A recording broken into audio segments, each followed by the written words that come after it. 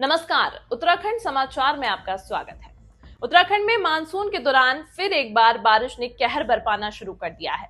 गंगोत्री और यमुनोत्री जैसे प्रमुख धामों को जोड़ने वाले राष्ट्रीय राजमार्ग भूस्खलन के कारण बाधित हो गए हैं, जिससे वहां यात्रा पर निकले हजारों श्रद्धालु और पर्यटक भारी परेशानी का सामना कर रहे हैं। लगातार हो रही बारिश के चलते जगह जगह सड़कों पर मलबा आने से यातायात पूरी तरह ठप हो गया है।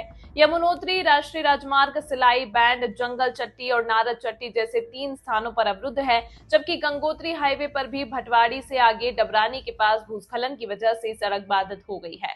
इस कारण दोनों धामों के लिए आवाजाही बेहद कठिन हो गई है और यात्री जगह जगह फंसे हुए हैं। उत्तराखंड के मुख्यमंत्री पुष्कर सिंह धामी ने स्थिति पर चिंता जताते हुए कहा है कि क्षतिग्रस्त मार्गों को पूरी तरह दुरुस्त करने से लगभग 10 से 12 दिन का समय लग सकता है। उन्होंने बताया कि गंगोत्री हाईवे तकनीकी रूप से खुला हुआ है, लेकिन लगातार बारिश के कारण संपर्क मार्गों पर रुक रुक कर अवरोध आ रहे हैं। वहीं यमुनोत्री रूट में खरसाली और आसपास के इलाकों को काफी नुकसान पहुंचा है।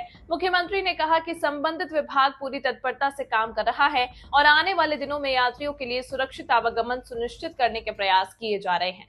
उत्तराखंड हर साल मानसूनी आपदाओं का सामना करता है। पहाड़ी जिलों में भूस्खलन, बादल फटने और बाढ़ जैसी घटनाएं आम हो गई हैं, जिनकी वजह से जनजीवन प्रभावित होता है और कई लोगों की जान भी चली जाती है। इस बार भी बारिश ने लोगों को कठिनाई में डाल दिया है। हालात को देखते हुए सरकार अब स्थायी समाधान की दिशा में काम करने पर जोर दे रही है।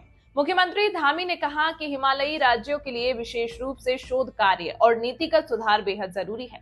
उन्होंने बताया कि उन्होंने नीति आयोग को इस विषय पर सुझाव भी दिए हैं और राज्य में मौजूद विशेषज्ञ संस्थानों और शोधकर्ताओं के सहयोग से ठोस रणनीति बनाने की दिशा में कदम उठाए जा रहे हैं।